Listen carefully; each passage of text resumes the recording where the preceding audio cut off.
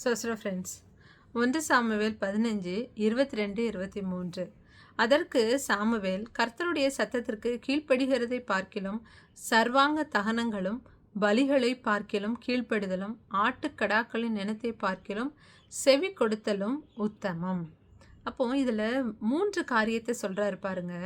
கர்த்தருடைய சத்தத்திற்கு கீழ்ப்படிதலை பார்க்கிலும் கீழ்ப்படிதல், ரெண்டாவது செவி கொடுத்தல், 2 காரியத்தை சொல்கிறாரு. மூன்றாவதாக என்ன சொல்ல வர்றாருன்னா ஒப்புமையை சொல்ல வருகிறார்.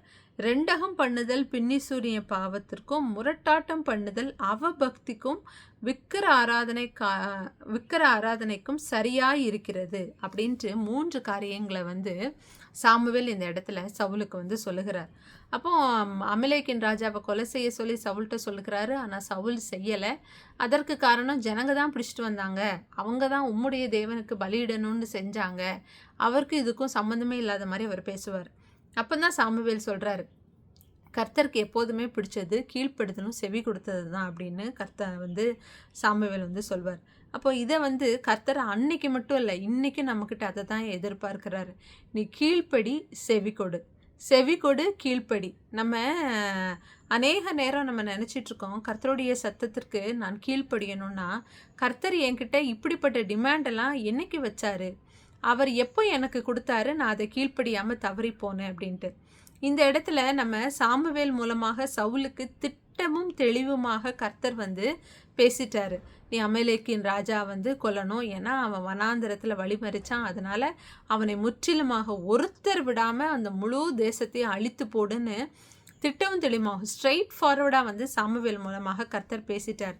ஆனால் இன்னைக்கு சாமுவேலெல்லாம் அவர் பயன்படுத்தலை, ஆவியானவரின் மூலமாக நம்மக்கிட்ட டைரக்டாகவே கர்த்தர் பேசுகிறார்.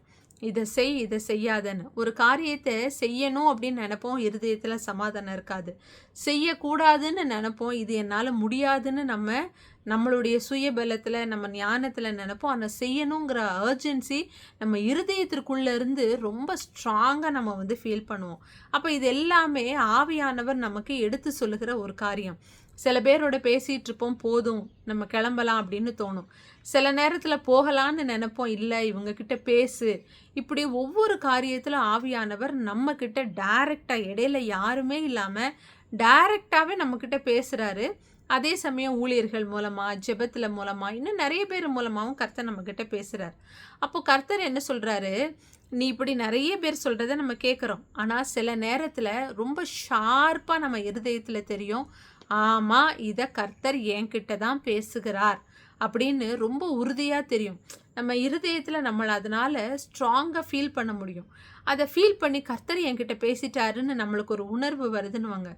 அதுக்கப்புறம் கர்த்தர் என்ன சொல்கிறாரு, நான் சொன்னதை நீ கேட்டு அதன்படி நீ கீழ்ப்படி அப்படின்னு கர்த்தர் சொல்லுகிறார். கேட்டேன், கர்த்தர் என்கிட்ட பேசிட்டாருன்னு எனக்கு ஒரு பெரிய சந்தோஷம். என்னுடைய காரியத்தில் கர்த்தர் தலையிடுறாரு, என்னை கவனித்து கொண்டே இருக்கிறார், என்னுடைய செய்கையெல்லாம் கர்த்தர் பார்த்து கொண்டே இருக்கிறாருன்னு ஒரு சந்தோஷம் நமக்கு வந்துடுது. ஆனால் அதுக்கு அடுத்த ஸ்டெப்பாக கர்த்தர் என்ன செய்கிறாரு, இம்ப்ளிமெண்ட் பண்ணு, நான் உனக்கு சொன்னதை நீ செய்யு, கேட்டுட்டேல செய்யு, இந்த இடத்த விட்டு உன்னை போகணும் நான் சொன்னேன்ல, போயிடு. ஐயோ அவங்க தப்பாக நினைப்பாங்களே, ஐயோ அவங்ககிட்ட நான் என்ன சொல்கிறது, ஐயோ அவங்க எனக்கு நல்ல ஃப்ரெண்டு. கர்த்தர் ஏதாவது ஒரு காரியத்தின் மூலமாக இந்த இடத்துல நிற்கக்கூடாது அப்படின்னா நம்ம உடனே செவி கொடுக்கணும்னு கர்த்தர் நம்மக்கிட்ட எதிர்பார்க்கிறார். ஆனால் நிறைய நேரத்தில் நாம் அதற்கு செவி கொடுத்து செய்கிறதே இல்லை. நமக்கு நல்லா தெரிஞ்சிருந்த போதிலும், இது ஆவியானவர் தான் பேசுகிறாரு, கர்த்தர் தான் சொல்கிறாருன்னு தெரிஞ்சிருந்த போதிலும் நம்ம செவி கொடுக்கறதே இல்லை. நீ மற்றவங்க என்னது ஊழியரை குறித்து மற்றவங்கக்கிட்ட பேசாத, ஊழியரை குறித்து தவறாக போடுற காரியத்தை பார்க்காத, தவறான சினிமாவை பார்க்காத, ஆவிக்குரிய அனலை ஏற்படுத்தாத எந்த ஒரு காரியத்திலும் ஈடுபடாதுன்னு நம்மளுக்கு நல்ல திட்டமும் தெளிவுமாக கர்த்தர் பேசின பொழுதும் இருதயத்தின் சந்தோஷத்திற்காக, அந்த நேரத்தில் அந்த மாம்ச விருப்பத்திற்காக நம்ம செய்து கர்த்தரின் வார்த்தைக்கு செவி கொடுக்காம போகிறோம். ஐயோ நான் என் மாம்சத்தில் பண்ணிட்டேன் அப்படின்னு நம்ம நினைக்கிறோம். ஆனால் கர்த்தர் சொல்லுகிறாரு, ரெண்டகம் பண்ணுதல் பில்லி சூனிய பாவத்திற்கும். ரெண்டகம் பண்ணுதல்னா அதாவது ஒரு ப்ராப்ளமை க்ரியேட் பண்ணுறது, முரட்டாட்டம் பண்ணுதல், அதாவது ஒரு பிடிவாத குணம், ஒரு எரிச்சல் உள்ள அடம் பிடிக்கிறதுன்னு சொல்லுவாங்கள்ல, அதாவது பிடிவாதங்கிறது வேற, அதாவது அடமெண்ட்டாக இருக்கிறது, அது கெட்டதுன்னுமே தெரிஞ்சாலும் நான் முடிவு பண்ணிட்டேன் அது என் லைஃப்பில் நடந்தே ஆகணும் அப்படின்ட்டு, அது நல்லதே இல்லைன்னு தெரிஞ்சாலும் எனக்குள்ள ஒரு சுய நீதியை கொண்டு நான் செயல்படுகிற காரியம் எதற்கு ஈக்குவலாக இருக்குன்னா, அவபக்திக்கு ஈக்குவலாக இருக்கான். அதாவது பக்தி அற்றவர்களுக்கு அது ஈக்குவலாக இருக்கான். விக்கிர ஆராதனைக்கும், வெறும் அவபக்திக்கு மட்டும் இல்லை, விக்கிர ஆராதனைக்கும் அது ஈக்குவலாக நம்ம காணப்படுதான். நம்ம நார்மலாக கர்த்தருடைய சத்தத்திற்கு கீழ்ப்படியாமல் அதை அசட்டை செய்து கொண்டு போகிறோம். ஆனால் கர்த்தர் சொல்லுகிறார், நீ இப்படி முரட்டாட்டம் பிடிக்கிற, கர்த்தர் தான் பேசினார்னு தெரிஞ்சதுக்கப்புறமும் என்னுடைய சுய நீதியின் பிரகாரம் தான் நான் செய்வேன், என்னால் உங்கள் பேச்சை கேட்க முடியாதுன்னு நீ சொல்கிறியே, அது எதுக்கு ஈக்குவல் தெரியுமா அப்படின்னு கர்த்தர் சொல்லுகிறார். இப்போது நம்ம எல்லாருமே பலவீனங்கிறத கர்த்தர் நல்லா தெரிஞ்சிருக்கிறார். கூடவே இருந்த பேதுருக்கு கர்த்தரை குறித்து எல்லா காரியங்களும் தெரிஞ்சும், நீ கண்ணால் ஒரு ஸ்திரீயை பார்த்தாலே பாவம், நீ இருதயத்தில் நினைச்சாலே தப்பு, உன் சகோதரனை மூடனேன்னு சொன்னாலே தப்புன்னு கூடவே இருந்த மலை பிரசங்கத்தை கேட்ட பேதுரு கீழே விழும்போதும் கர்த்தருக்கு தெரியும், இவன் முரட்டாட்டமா, இவன் தன்னுடைய நான் பிடிபட்டேன் அப்படின்னா என்னை கொன்றுவாங்களேன்னு தன்னுடைய சுய நியாயத்தை அவன் அந்த இடத்துல உபயோகப்படுத்தி, எனக்கு இவரை தெரியவே தெரியாது அப்படின்ட்டு அவர் சபிக்க கூட செய்கிறார். ஆனாலும் கர்த்தர் மறுபடியும் பேதுருவை தேடி போகிறாரு. எதுக்கு அப்படின்னா, பேதுருவுடைய பலவீனத்தை அவனுக்கு உணர்த்தி மறுபடியும் அவன் அந்த பாவத்திற்குள்ளே விழாதபடி அவனுக்கு ஒரு பாவ மன்னிப்பு கொடுத்து அவனை தூக்கி விடுகிறதற்காக. கர்த்தர் நமக்கு ஒரு சான்ஸ் இல்லை, 2 சான்ஸ் இல்லை, ஏகப்பட்ட சான்ஸ் கொடுக்குறாரு. ஆனால் அவர் நம்மக்கிட்ட எதிர்பார்க்கறது என்னன்னா, உனக்கு ஒரு தடவை நான் செஞ்சது தப்பு, இது நான் கர்த்தருக்கு விரோதமாக செஞ்சிட்டேன், இப்படி பண்ணியிருக்கக்கூடாதுங்கிற ஒரு உணர்வு உனக்குள்ளே வந்துருச்சு. ஆனால் நீ தவறி அதை ஓவர் கம் பண்ணிட்ட, நீ செஞ்சுட்ட. ஆனால் மறுபடியும் நான் உனக்கு ஒரு வாய்ப்பு கொடுக்கும்போது திரும்பவும் அதே பாவத்தில் போய் விழப்போறியா, இல்லை நான் எழுந்திருந்து நான் கர்த்தருக்கு பிரியமாக நடக்க போகிறேன், நீ செய்ய போறியான்னு தான் கர்த்தர் அன்னைக்கு சவுலை பார்த்து கேட்டதை போல் நம்மக்கிட்ட எதிர்பார்க்கிறார். அப்போ நம்ம செய்ய வேண்டியது என்ன அப்படின்னா, இப்படி நம்ம விழாமல் நிலை நிற்கணும் அப்படின்னா சுயத்தில் நிற்கவே முடியாது. ஆவியானவர் முன்னாடி நமக்கு முன்பாக நின்று இதை செய்யாதேன்னு சொன்னால் கூட நம்மளுக்குள்ள ஒரு உணர்வு இல்லாமல் நம்மளால் அதை செய்யாமல் இருக்கவே முடியாது. அப்போ அதுக்கு என்ன செய்யணும்னா, நம்ம கர்த்தரோட நடக்க பழகணும். வேதத்தில் இரவும் பகலும் தியானமாக இருக்கிற மனுஷனாக நம்ம மாறணும். இதை செய்ய செய்ய தான் இந்த ஆத்மா ட்ரெயின் ஆகும்.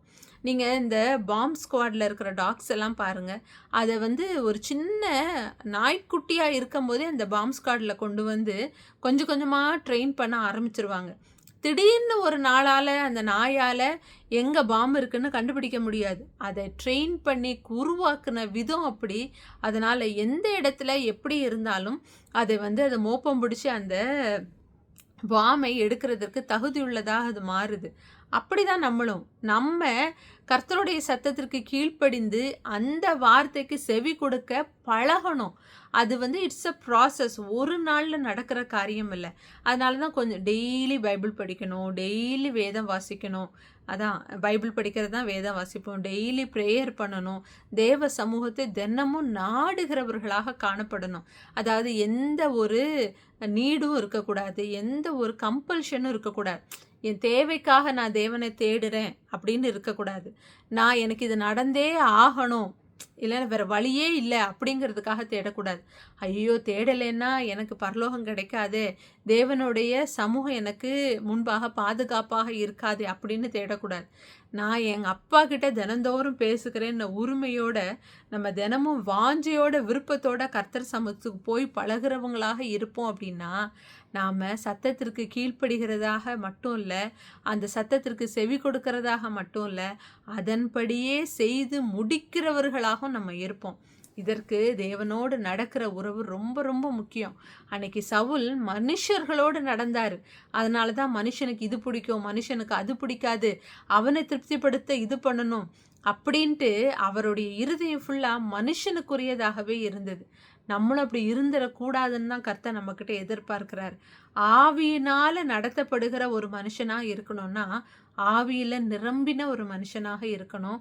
அதற்கு நம்ம வார்த்தையிலையும் நம்ம ஜெபத்திலையும் நிலை நிற்கிற ஒருவராக இருக்கணும்னு கர்த்தர் விரும்புகிறார். இன்னைக்கு ஜெபிச்சோமா? இன்னைக்கு பைபிள் வாசிச்சோமா? தினந்தோறும் இந்த கேள்விக்கு நம்மளால் ஆம் என்று பதில் சொல்ல முடிஞ்சதுன்னா, அடுத்த கேள்வி விருப்பத்தோட பண்ணோமா? தேவைக்காக பண்ணோமா? கட்டாயத்தில் பண்ணோமா? இதில் நம்ம விருப்பத்தோடு பண்ணோம் அப்படின்னா கர்த்தர் ரொம்ப சந்தோஷப்படுகிறார். இதற்கு அடுத்த கேள்வி, இதை கன்சிஸ்டன்ஸாக பண்ணுறோமா?